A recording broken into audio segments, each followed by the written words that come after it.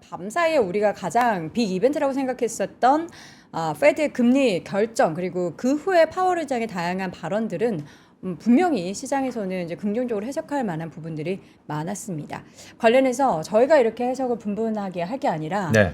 항상 FOMC 하면은 저는 이분을 떠올리곤 하거든요. 저도 이분하고 네. 꽤 오래 벌써 한 4, 5년 된 것 같은데 네. 항상 한결같아서 좋습니다. 한결같이 피부가 일단 뽀얗습니다. 어떻게 알았어요? 네, 1일 1팩. 오늘도 하시는지 알겠습니다. 여쭤보고 싶은데 그거보다 더 중요한 FOMC에 대한 해설을 이분과 함께 나눠보도록 하겠습니다. 대신증권 문남준 수석연구위원 함께합니다.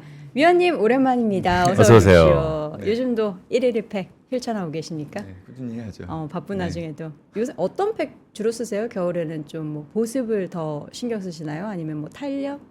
보습. 보습 무조건 미백. 이제 미백. 그러니까 그렇게 하시는구나.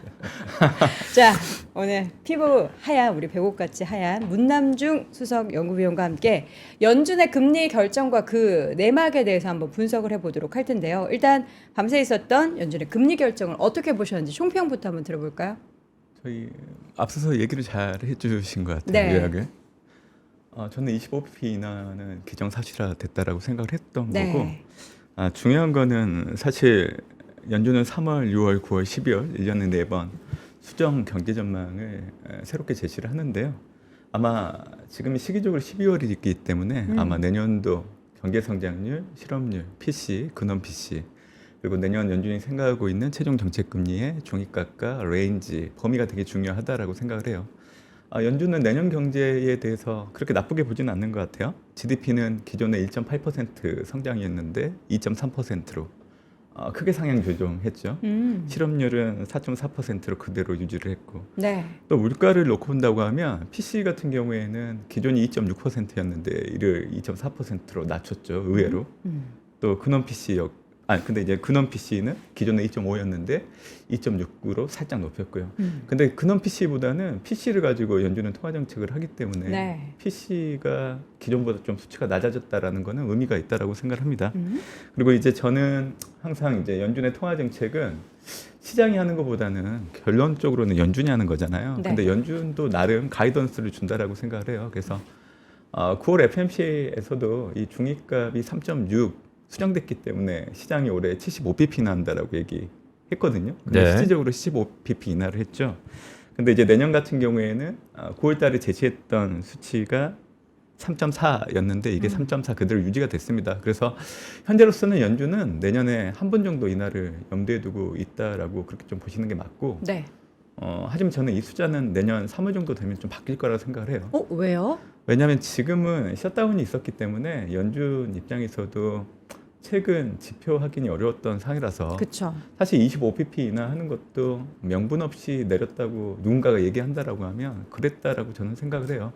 그럼에도 불구하고 연준이 금리 인하를 했던 그 바탕에는 최근 3개월 정도 되는 지표를 당연히 참고하죠. 중요하고요. 근데 중앙은행 입장에서는 통화정책 결정을 할 때 그 시그널들이 있는데 연준이 23년 7월 달에 금리 인상을 중단했던 그 배경에는 23년 2월 달에 그때 당시 연준의 정책 금리와 소비자 물가 전년 동월 대비를 비교를 했을 때 사실 정책 금리보다 이제 소비자 물가가 조금씩 내려가기 시작을 했기 때문에 그렇죠. 그러니까 이거를 우리가 실질 정책 금리가 플러스로 바뀌었다라고 얘기하는데 그게 앞서서 확인됐기 때문에 23년 7월 달에 금리 인상을 중단했던 거예요. 네. 아마 제가 그때도 3% 나와가지고 얘기 되게 강조를 했었는데 네. 그 이후에 이제 연준이 금리 인하를 단행할 수 있는 여건이 뭐가 있냐면 실질 정책 금리하고 실질 중립 금리를 봐야 되는데 현재 이제 발표된 PC가 9월달 치잖아요. 그쵸. 이게 전년 동월 대비로 2.8%인데 지금 그러니까 이제 9월 기준으로 정책 금리가 4%이기 때문에 그때 당시 정책 금리와 PC를 놓고 온다고 하면 1.2%가 나오죠. 4에서 2.8을 빼면 플러스 1.2. 네, 그러니까 이제 그게 실질 정책 금리에 해당되는 거고, 지금 연준의 실질 중립 금리는 연준의 중립 금리가 3%인데 연준이 생각하고 있는 물가 목표치가 2%잖아요. 네. 3에서 2를 빼면 1%. 그러니까 지금은 실질 중립 금리보다 실질 정책 금리가 높잖아요. 네. 그래서 연준이 금리 인하를 하는 거예요. 네. 이걸 가지고 12월 달에 연준이 금리 인하를 했고 앞으로도 그러니까 내년에도 금리 인하를 할 수 있다라고 이렇게 얘기를 할 때는 이걸 가지고 얘기를 해야 되는 거예요. 근데 일부에서는 자꾸만 최근 3개월 정도 되는 지표를 가지고 자꾸만 연준이 금리 인하를 한다 안 한다 이렇게 얘기하는데 연준 입장에서는 그렇게 몇 달치 안 되는 경제 지표를 가지고 통화 정책 결정을 하진 않거든요. 네. 그래서 저는 내년에도 연준은 시장이 생각하는 것보다 훨씬 더 많이 금리 인하를 한다라고 생각을 하고 있고요. 오. 이미 미국 한국 증시에 산타넬리가 오고 있어요. 근데 그 체감을 잘 못하고 있는 것 같아요. 이번 달 연말로 갈수록 아마 S&P 500 지수는 7,000선 이상 상회할 거고 한 7,100선까지도 올라갈 거로 좀 보고 있는데 제가 산타넬리도 얘기해드리는 이유는 연장선상에서 얘기해드리면 저는 12월 FMC가 산타클로스 역할을 했다라고 생각을 해요. 그래요? 그러니까 미국 증시도 올랐잖아요. 앞으로 더 오를 겁니다. 근데 산타를 자처할 사람이 한 명 더 있을 거예요. 트럼프. 그 산타 역할을 자처할 때는 아마 성탄절 전후로 차기 연준 의장 지명할 겁니다. 네. 그걸 통해서 이제 본인이 산타 역할을 자처할 걸로 좀 보고 있어요. 그러니까 지금 이제 거론되고 있는 해시지 위원장이 아마 차기 연준 의장 지명이 된다라고 하면 그렇죠. 연준의 금리 인하는 트럼프 의도대로 시장 예상보다 많이 될 거예요. 막상 들어오기 전에 이제 CME 패드워치 2를 보니까 12월 달에 25bp 금리 인하 했음에도 불구하고 동일하더라고요. 내년 4월과 9월 두 번 인하한다고. 네. 그러니까 공식적으로 연준은 내년도 한 번, 현재로서 시장에서는 두 번 생각하고 있는데 저는 그 횟수가 더 늘어날 수 있다라는 거죠. 해시 위원장이 차기 연준 의장으로 지명된다라고 하면 저는 개인적으로는 내년도 4번 정도 봐요. 분기별로 한 번씩. 4번이나요? 그러니까 100bp 정도 인하하는 걸 염두에 두고 있죠. 제가 왜 이렇게 얘기하는지 아세요? 왜요? 지금 현재 연준이 생각하고 있는 내년 최종 정책금리의 중위값을 3.4 그대로 유지는 했는데 저는 사실 레인지를 더 중시해요. 그러니까 레인지 상단은 3.9로 그대로 유지를 했지만 네. 레인지 하단은 지금 2.6에서 2.1로 내렸거든요. 네. 지금 3.75잖아요. 네. 내년도 레인지 하단이 2.1이면 연준은 25pp, 50pp, 75pp씩 인하를 할 거니까 그러면 내년에 2.25% 정도까지도 충분히 내릴 수 있는 메커니즘을 만들어 놓은 거예요. 그러니까 시장 상황에 따라서 그러니까 올해 연준이 금리 인하를 했던 명분은 노동시장 둔화였잖아요. 그러니까 내년에도 노동시장은 계속 안 좋을 거예요. 그러니까 이런 부분들이 계속 연속적으로 이루어진다라고 하면 연준은 내년도 2.25%까지 염두에 두고 금리 인하를 할 수 있는 겁니다. 네. 그러니까 내년에도 증시를 비롯한 위험자산들 가격은 나쁘지가 않아요.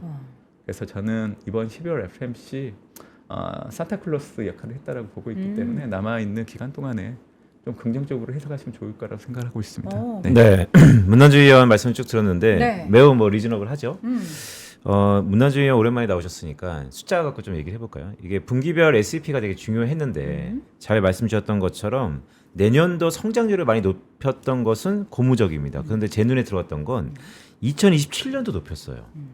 그러니까 내년에 기존보다 0.5%포인트를 올리면서 내후년 2027년도 0.1%포인트를 올렸다. 그러면 미국 경제는 앞으로 한 1, 2년 동안은 매우 좋다라는 게 연준의 기대인데 전망이고 말씀 주셨던 것처럼 물가가 꽤 내려갔고 점도표의 레인지의 하단이 크게 낮아졌기 때문에 내년도 시장이 예상한 것보다 훨씬 더 인하를 할 거다라는 것도 이해가 되지만 한편으로는 경제가 이렇게 좋은데 물론 물가가 지금 골디락스처럼 안 좋지만 말씀하신 것처럼 연준이 그렇게 바뀐다면 어떤 포인트가 있어야지 바뀔까요? 터닝 포인트가 한 번은 있을 것 같은데 그게 내년 뭐 선거일지 아니면 연준 의장의 새로운 임기의 뭐 전환점일지 그 시기가 어느 정도인가 좀 궁금합니다.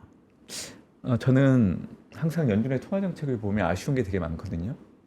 그러니까 연준이 금리 인상을 제때 못했죠.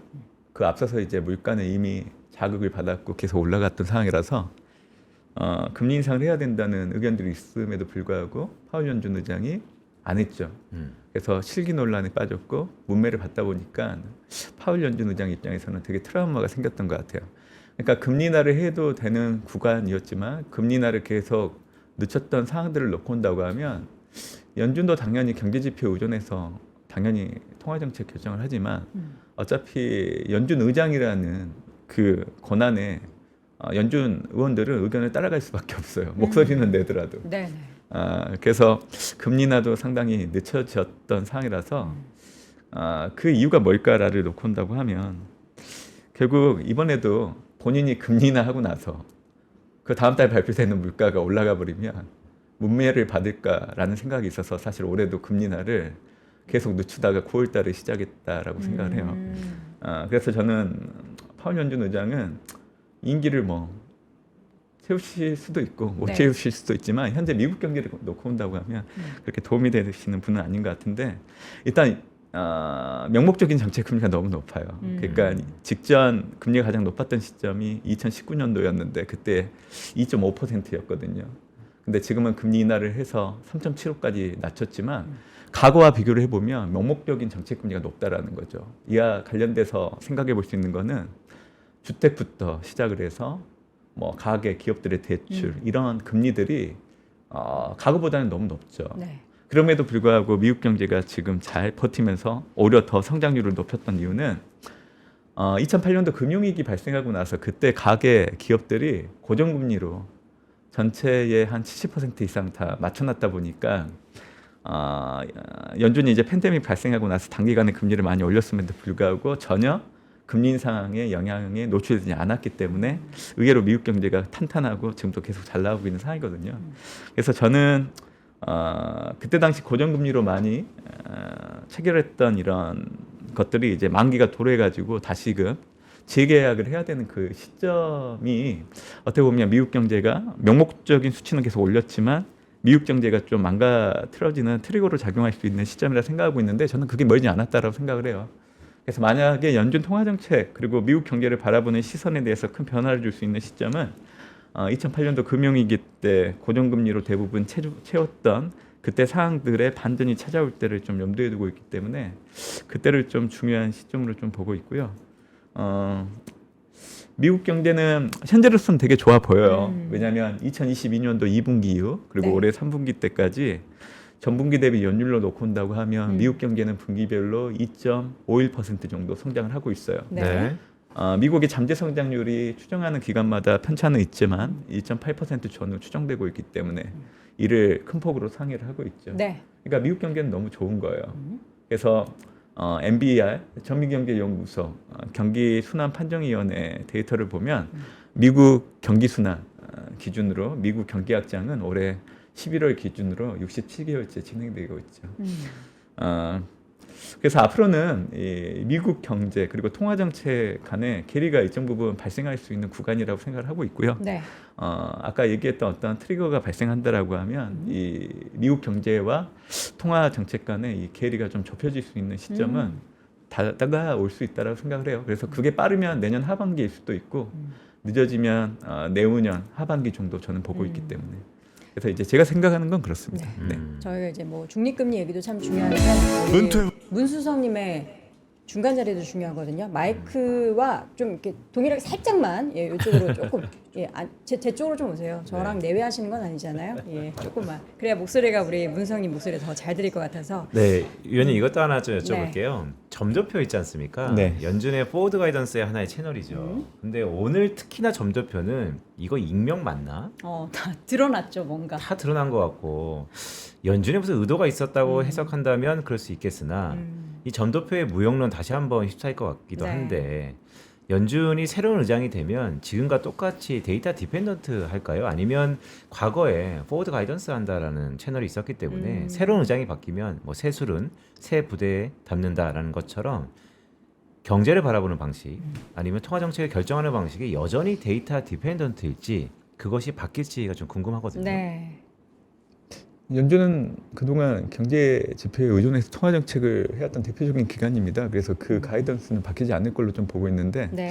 제가 보기에는 그동안 팬데믹 기간 동안에 시장에서 바라보는 이 미국 경제 지표의 해석이 상당히 연준하고 좀 많이 달랐던 것 같아요.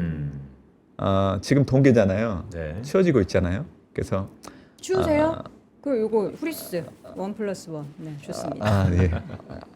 오래간만에 나왔더니 긴장해야 되겠네요. 네. 중간중간 막 들어오네. 네.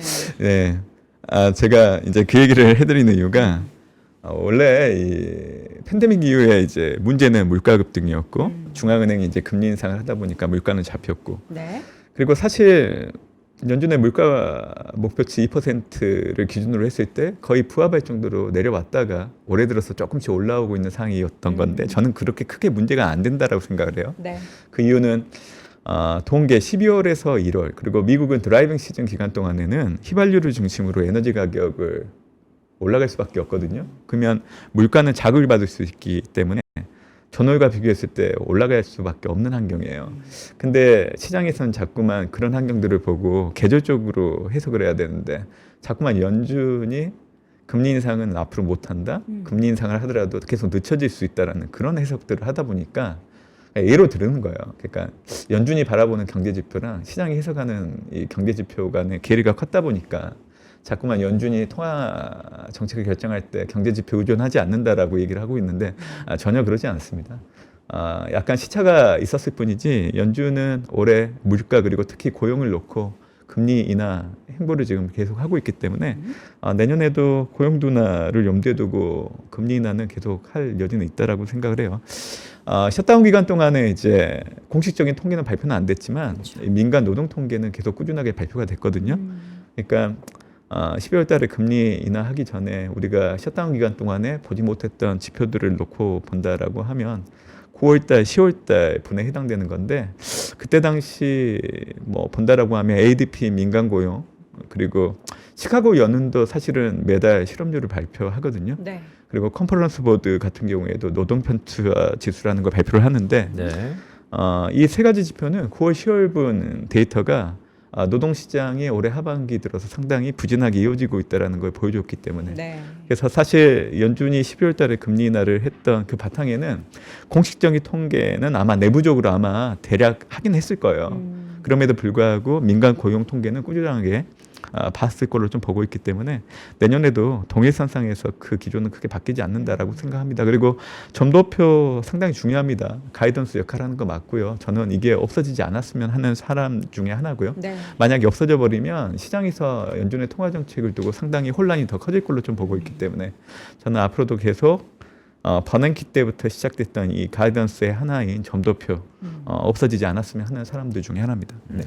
지금 전 사실 위원님께서 내년도에 4차례의 인하에 대해서 이야기한 게 우리 시청자분들도 그렇고 아마 주식시장에 계신 분들은 약간 깜짝 놀라실 내용일 것 같아요. 왜냐면 내년 우리가 점도표를 봤을 때는 1회 고작 1회 추가 금리 인하였으니까. 근데 이게 4번 한다라는 게 물론 뭐 인하 쪽에 있어서 주식시장에 반가운 얘기다라고도 볼 수 있겠지만 이게 만약에 경기에 대해서 걱정을 하는 그런 상황이 놓여서 인하를 하게 된다라면 이게 또 말이 달라지잖아요. 어떨까요? 경기에 대해서는 일단 파월 의장은 밤사이에는 그렇게 걱정할 만한 그런 상황에 대해서는 얘기하지 않았는데 위원님께서는 내년도 경기가 괜찮음에도 불구하고 4차례 인하 가능한다라고 보십니까?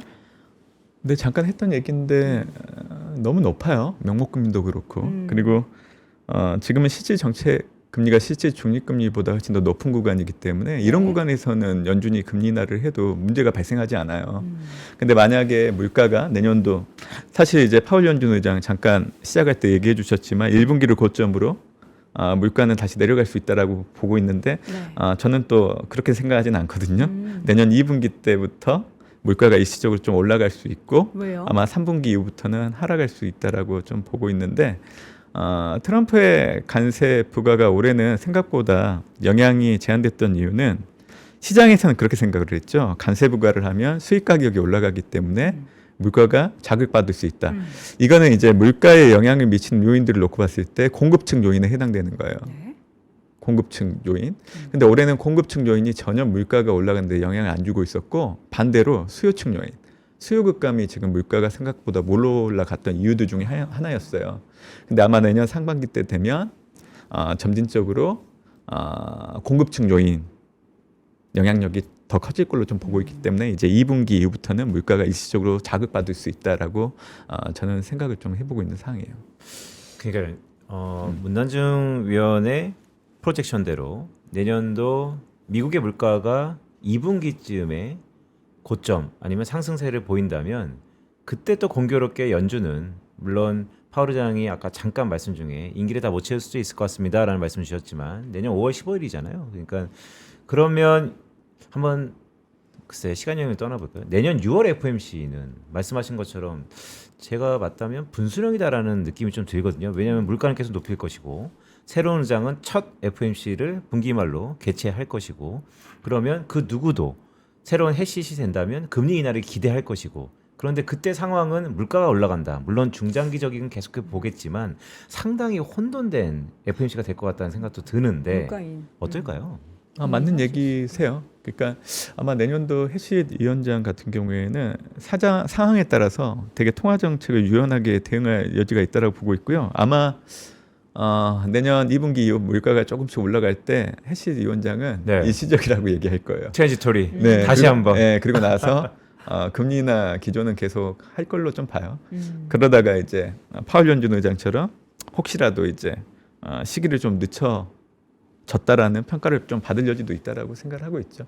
말씀해 주신 것처럼 내년 2분기가 아마 연준 통화 정책 관련해서 좀 변곡점이라고 생각할 수도 있고 또 해시 연준 그러니까 해신 위원장이 이제 공식적으로 차기 연준 의장이 되는 시점이기 때문에 6월달 발표되는 수장경제 전망 테이블이 상당히 중요한 역할을 할 걸로 좀 보고 있습니다. 네, 말씀 중에 제가 내년 한 6월 달쯤에 네. 파월의 트랜지토리와 해시의 트랜지토리에 대해서 한번 보고서를 써야겠네요. 네. 이번에 단기채 매입에 대한 발언을 했습니다. 그러면서 시장은 이제 사실 금리 인하도 중요하고 향후에 대해서 점도표 보고서도 약간 마음이 좀 그렇긴 했지만 유동성이 시장이 더 풀리는 것에 대한 기대감을 바로 반영해서 밤사이 시장이 좀 올랐거든요. 이 유동성 물론 이게 앞서서 물론 다 시장이 좋다라고 말씀하셨기 때문에 유동성이 끌어올리는 시장의 영향은 과연 얼마나 좋은 걸까를 상상해 봤을 때 우리가 상상하는 그 이상 그 어디까지를 우리가 가늠을 할 수가 있죠? 일단 12월 1일부로 QT가 종료가 됐죠. 네. 그러니까 연준은 25bp 인하를 했지만 유동성 증가 그러니까 시장에서 기대를 할 수 있는 정책들을 지금 계속 연동해서 하고 있는데 사실 11월 달에 미국 단기자금 시장이 불안했거든요. 그 이유는 이제 트럼프 2기 행정부가 재정 지출이 커지는 부분들을 장기채보다는 단기채를 활용해서 하다 보니까 단기자금 시장이 많이 불안해져서 그래서 이제 12월 1일로 QT를 중단을 했던 거고 지금 파월 연준 의장이 단기채 매입하겠다라는 것도 보면 사실은 이제 단기자금 시장 불안을 좀 낮추려고 하는 거예요. 궁극적으로는 이제 채권 시장을 중심으로 이제 완화적인 통화 정책이라고 생각할 수 있지만 큰 맥락으로 놓고 본다고 하면 사실 외환 시장, 주식 시장에도 긍정적인 요인으로 작용할 수 있는 대목이라고 생각을 해요. 그러니까 지금 파월 연준 의장이 기조가 좀 예전보다는 많이 달라진 것 같아요.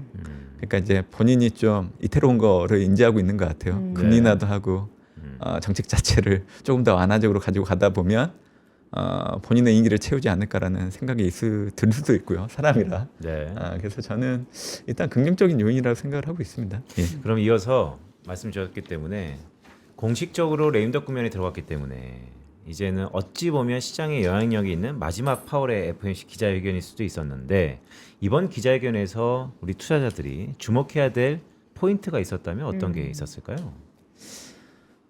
오늘 가장 많이 나왔던 얘기 중에 하나가 그 성명서를 보면 추가됐던 대목을 항상 거론을 하더라고요. 네. 그러니까 앞으로 연준의 금리 인하의 규모와 시기에 대해서 언급하는 이제 항목 문구를 이제 삽입을 했는데 저는 그렇게 크게 해석 안 하셨으면 좋겠다 생각을 해요. 왜냐하면 셧다운이 있었기 때문에 연준도 사실 9월, 10월 데이터 확인 못하고 통화정책 결정을 했기 때문에 이런 상황에서는 앞으로 통화정책을 어떻게 해야 되겠다라고 친절하게 가이던스를 주지 못하거든요. 네. 그래서 저는 그 문구를 가지고 이제 내년도 금리 인하가 좀 늦춰지고 금리 인하 횟수도 보수적으로 가지고 갈 수 있다라는 의견들이 좀 생겼는데 너무 확대 해석하지 않았으면 좋겠다라고 생각을 하고 있고요. 아마 해시 위원장 차기 연준 의장 지명되고 나서 가장 처음에 이제 발표되는 게 이제 3월 FOMC에서 제시되는 수장 경제 전망이기 때문에 아마 12월 달에 제시됐던 내년도 최종 정책 금리의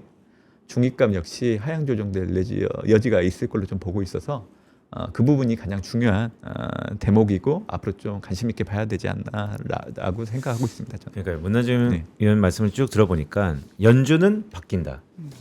내년에 2분기 때 지금의 전도표 빠르면 1분기 말에도 3월 달에도 많이 바뀔 가능성이 높다. 네. 이렇게 좀 그렇게 보고 들리는데 있습니다. 자, 연준의 금리 인하에 대한 기대에도 불구하고 최근 미국 주식시장 측면에서 가장 우리가 경계감을 보였던 것은 장기금리의 상승이거든요. 이 장기금리의 상승을 경기 쪽에서 아니면 인플레이션 쪽에서 다양하게 해석할 수 있지만 위원님은 어떻게 보세요? 아까 이제 잠깐 얘기하려고 하다가 생각이 안 나가지고 했는데 이제 질문을 잘 주신 것 같아요. 미국은 장단기 금리가 앞으로 시간이 지날수록 계속 내려갈 여지가 있어요. 단기채 같은 경우에는 스테이블 코인 시장이 계속 커지고 있기 때문에 준비 자산으로서 미국 단기채는 계속 동일하게 사들여야 되기 때문에 그래서 그 부분을 좀 보고 있고 장기채 역시 미국의 관세 수입을 놓고 본다고 하면 시간이 지날수록 내려갈 수 있다라고 보시면 될 것 같아요. 지금 트럼프 행정부가 올해 연간으로 관세 수입을 예상했던 것보다 훨씬 더 많이 걷어들일 걸로 예상을 하고 있는 상황이거든요. 원래는 3천억 달러 정도 봤었는데 지금 이 숫자가 4천억에서 5천억 달러 정도 될 거로 저는 좀 가정을 하고 있어요. 올해 상반기 때 미국의 장기 금리가 올라가기 시작을 했고 잘 떨어지지 않았던 그 바탕에는 OBBBA 법안이 발효되면서 앞으로 10년 동안 3조 4천억 달러에 해당되는 미국 재정 부담이 커질 걸로 좀 보고 있기 때문에 그게 이제 수급 측면에서 장기 금리가 떨어지지 않았던 동력이었지만 올해 하반기 들어서 의외로 미국채 10년물 금리는 조금씩 내려오기 시작을 했거든요. 근데 그 이유는 결국 미국의 연간 관세 수입량을 수입 금액을 평균적으로 4천억 달러로 잡고 10년이라고 하면 4조 달러 정도 되잖아요. 그러면 OBBBA 법안으로 인해서 발생할 수 있는 재정 부담을 상쇄하고도 남는 금액이 되는 거예요. 그러니까 이러한 부분들에 대해서 시장 인식이 커진다라고 하면 당연히 미국의 장기 금리는 조금씩 내려올 여지는 있다라고 생각을 해요. 그리고 저는 그런 생각을 해요. 월간 기준으로 발표되는 물가 지표를 놓고 해석하는 건 당연히 그럴 수밖에 없다라고 생각을 하고 있는데 저는 당분간은 이 레벨이 되게 중요하다라고 생각을 해요. 물가가 됐든 고용이 됐든 그 수준. 이거는 이제 미국 경기 순환을 봐도 동일해요.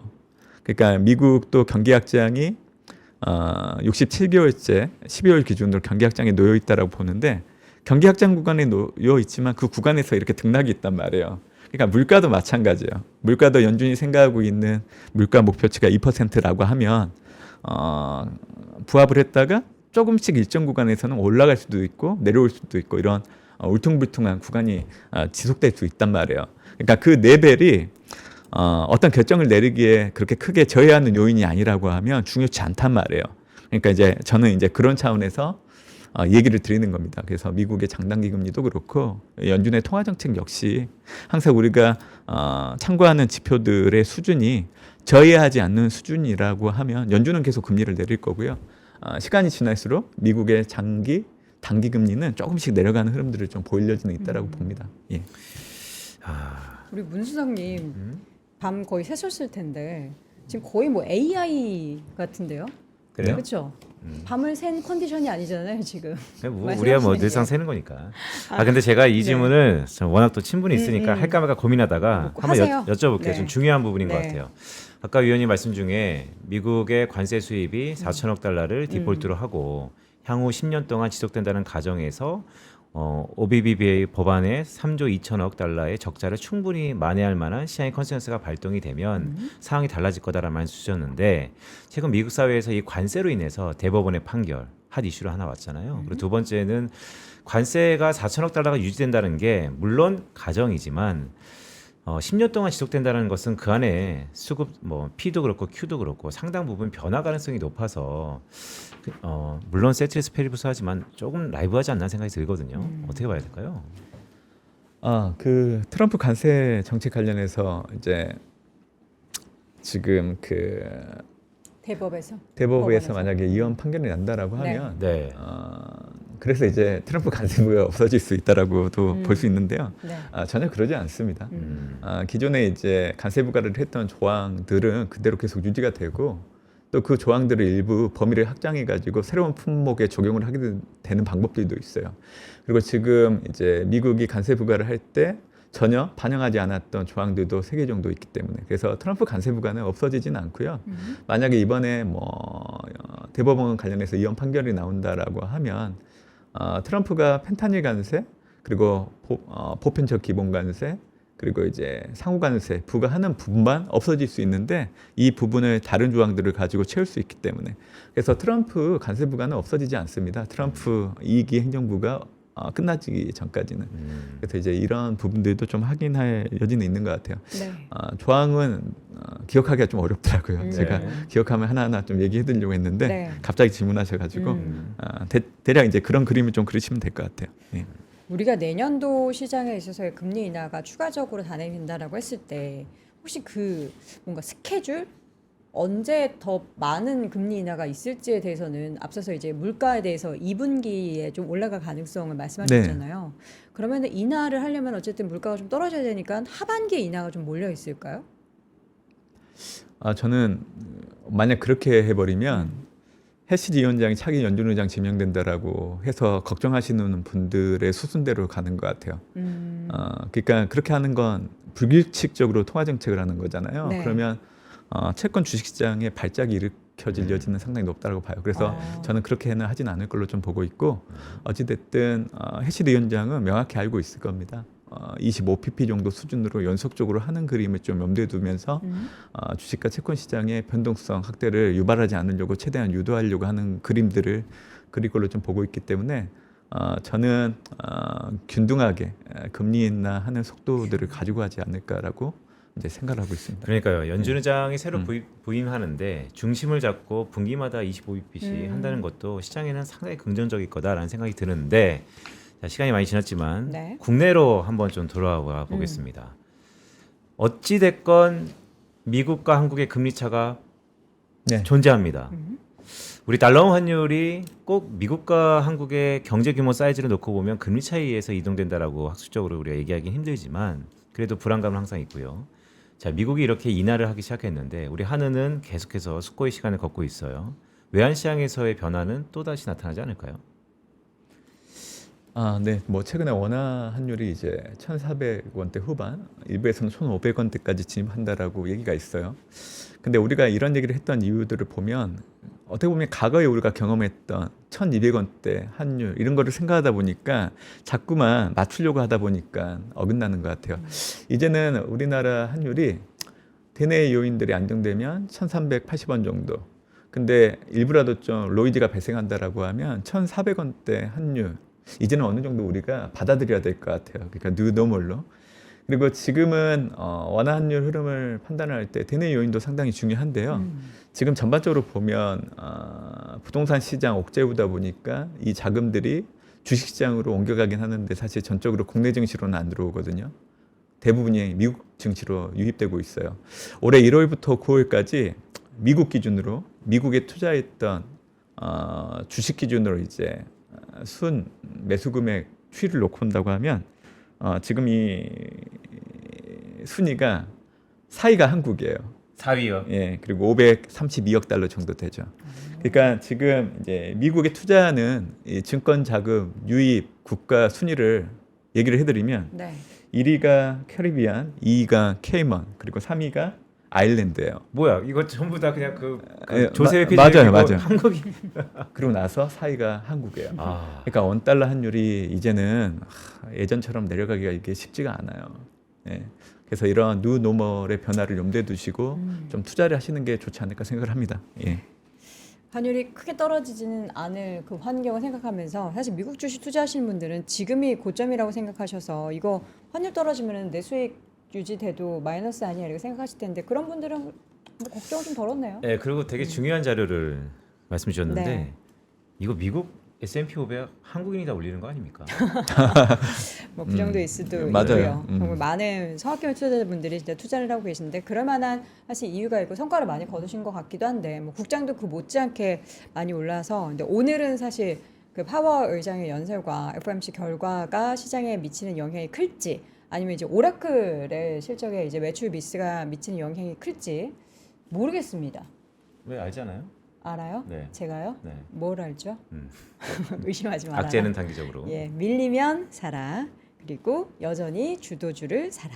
예, 여러분들 늘 명심할 요 세 가지 단어는 우리 빈센님의 주창하는 단어고 그 마지막 뭔가 키워드 연말 가기 전에 하나 새롭게 뭐 하나 만들어 주시죠. 아직 때가 아닙니다. 알겠습니다. 때가 오면 여러분 키워드 공개하도록 하겠습니다. 자, 오늘 오랜만에 우리 문성님과 함께해서 많은 분들이 좋아해 주셨는데요.